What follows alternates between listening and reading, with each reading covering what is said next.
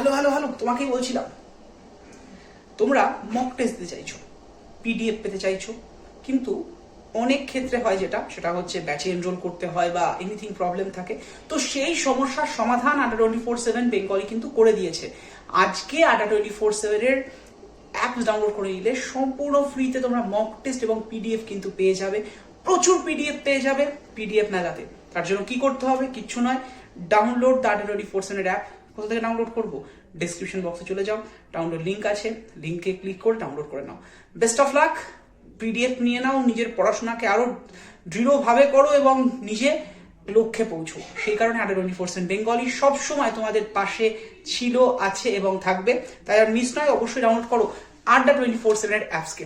Best of luck to all of you.